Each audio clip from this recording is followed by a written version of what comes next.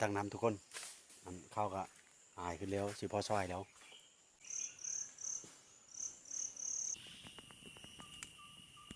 มานก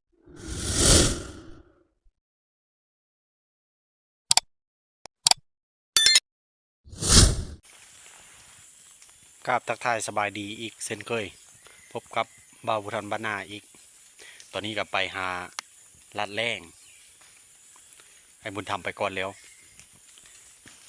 เอากับไปตำหลังไปลุ้นน้ำกันไปลัดแรงมือนี้สิได้ยังไปลัดแรงกับบ่ได้ทุกคนเอ้ยกินต้มมี่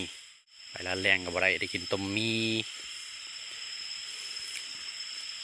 ไปได้บุญทำต้มมี่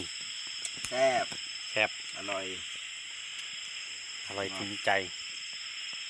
กินเครื่องก่อนไปหาละแรงกับไรเนาะกินกาแฟได้ใส่โถแต่มันมีใส่ไม้มันแข็งเจอใส่ถ้วย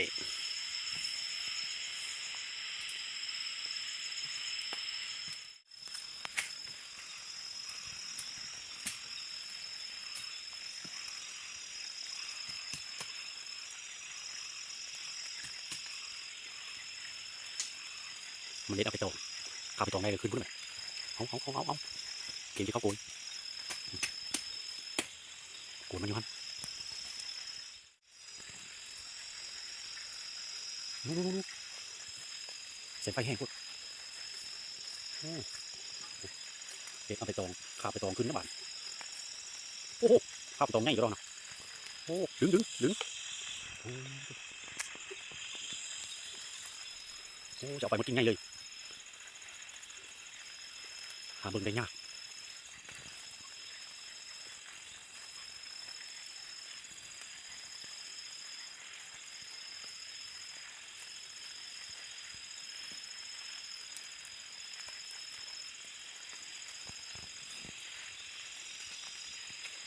มันนี่ทางอยู่บนห้องนอนนี่เลยไปกับแคมป์เฮา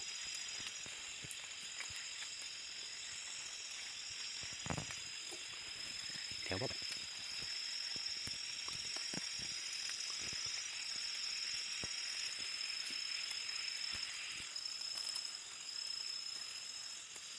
สงสัยเอาตัวใหญ่แล้วพ่อมาเดียวบ่ไหมหาเบิ่งได้ยากพี่น้องหนูเห็ดทางดีแล้วคือมันไม่เที่ยวบ่พอ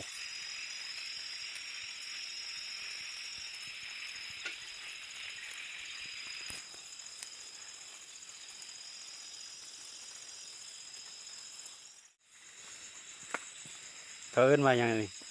ปิ้งอย่างกระปาดปิ้งกระปาดปิ้งกระปาดอย่าปิ้งหมูปาดหมูปาดบ่ได้หมูปาก็ได้หมูปาด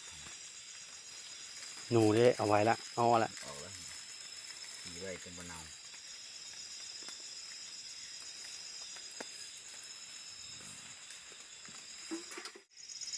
ได้ตัวบ้างกับหนู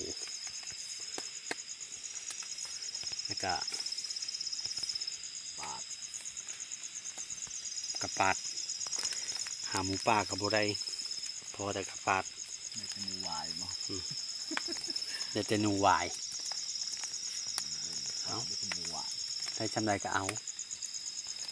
ใครก็บ่ได้จะยิงเนาะลิงเขาแต่เสาแล้วก็สิไปหารับเสาแล้วมันหารับเสาแล้วก็ไปตักน้ำเลยตักน้ำมากินขามเอาข้าวไว้กาประมาณว่าไผ่มันดับแล้วหกมาไปเบิ้งไอ้บุญทำไปก่อนแล้วไว้นึ่งข้าวท่าแล้วก็ไปน้ำหลังเราไปใส่แฮวหมูป่าไปก่อนมาดิหากม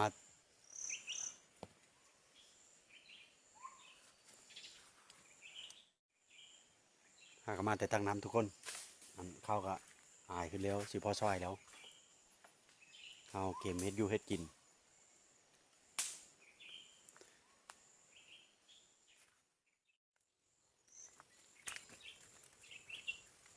ครับพ่อ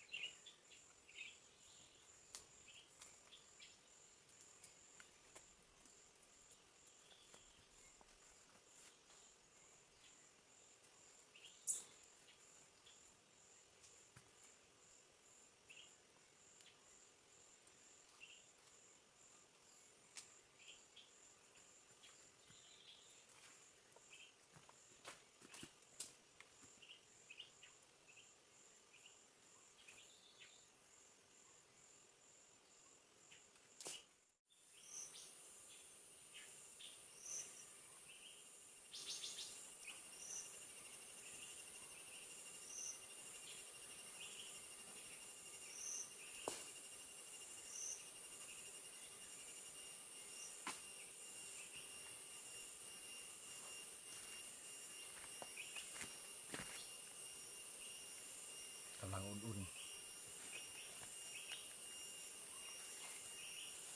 ใส่ดิบเข้ากับรูดใส่แบบระมัดระวัง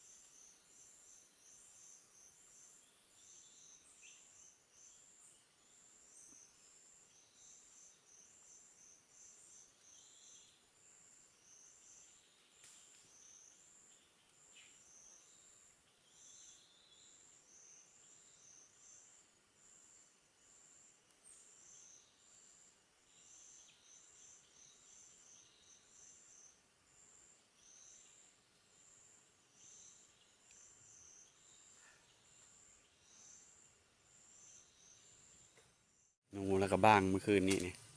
แล้วก็กบแล้วก็กระปาดเหลือกินเมื่อคืนนี้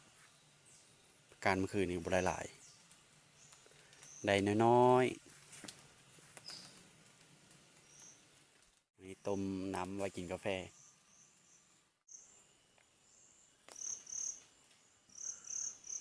ค่อยเป็นปีสะแข็งลำบากอันนี้มาดงโหดนี้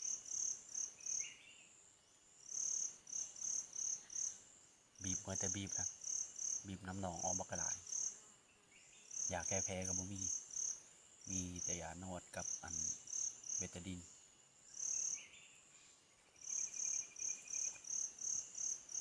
จังไดก็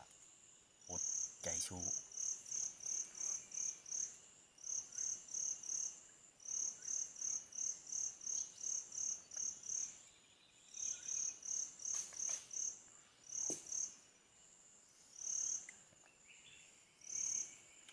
มันตึงเจ็บลำเจ็บแห้งนะอาการของมันนะมันมีน้ำหนองมันอั้งอยู่ในหลายแล้วมันเจ็บ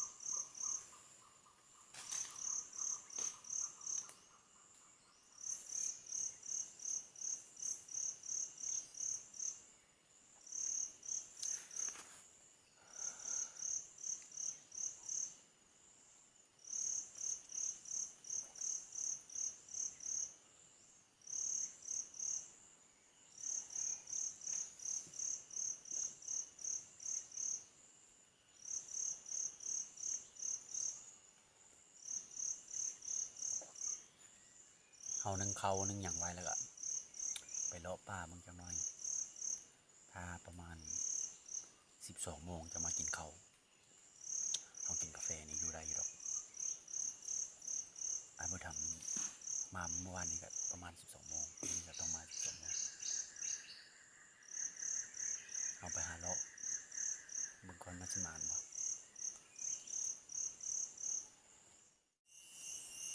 คุณปิ้งนกไปก่อนพี่น้องคุณมันจะน้อยแล้วก็เอาเก็บไว้ใส่เป๋าอีกคือเก่าเอาไว้มื้อกินอยู่บ้าน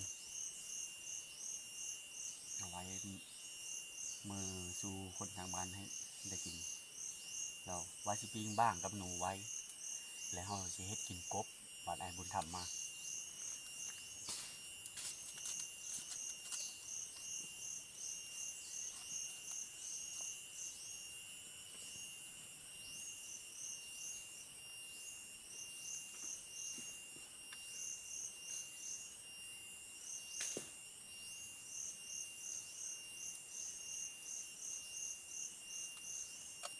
พอดีแฮมๆเอาเก็บไว้ใส่เป๋า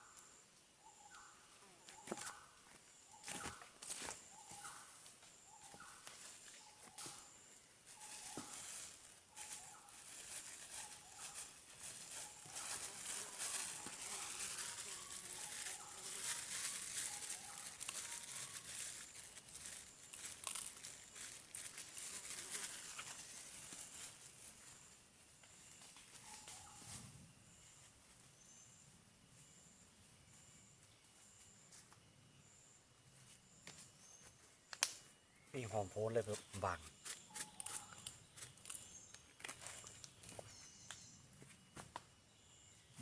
ใส่เพียเลย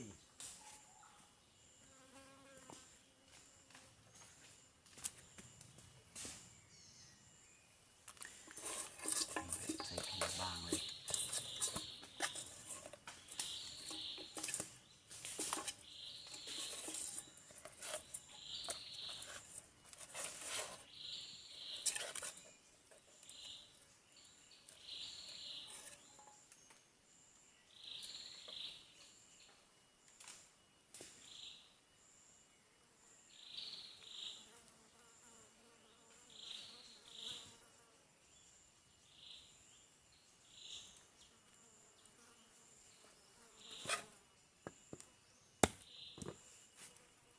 คนเอานี้ต้องเฮ็ด2 ปี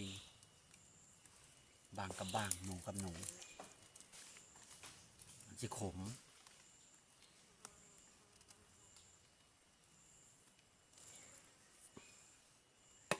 ปีนึงอีกก่อน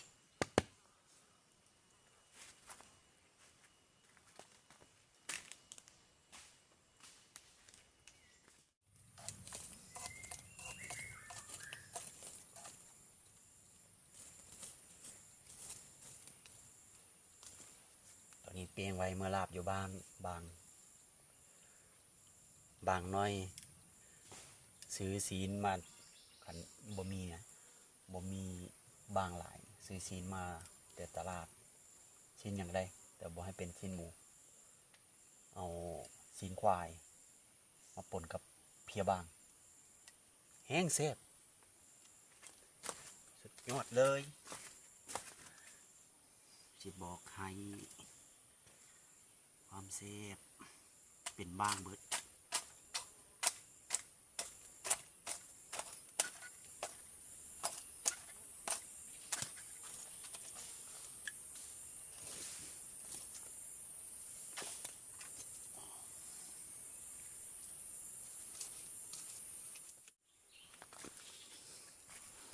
นี่ปีงแล้วเอามันยังบ่ทันสุก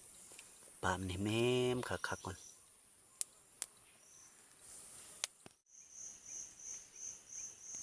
เสียงกระแตมันฮ้องทุกคน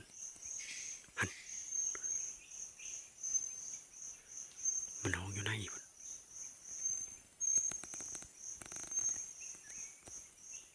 เดี๋ยวเข้าไปจอบปึ๊กนกน้อยนะลายนกน้อยบินไปบินมาอยู่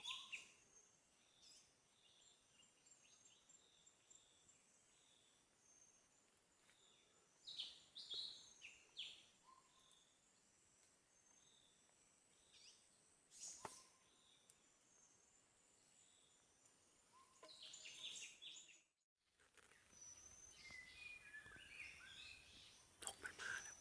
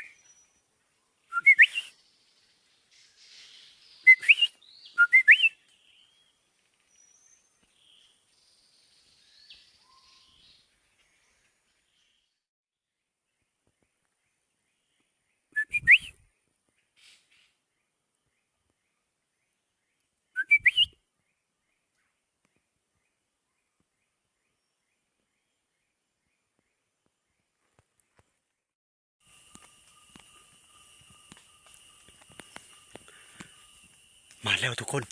ยิงนกตกแล้วยิงนกตกเมื่อกี้นี้แอลยิงนกตกเมื่อกี้นี้ไปเบิ่งมาแล้วยิงนกตกแล้วดิตกตอนนี้ฮะนะอ๋อตกเลยฮะนะมาเบิ่งตกแล้วตกลงมานี่แหละมันอยู่เทิงยิง2 บาทจึงได้ตก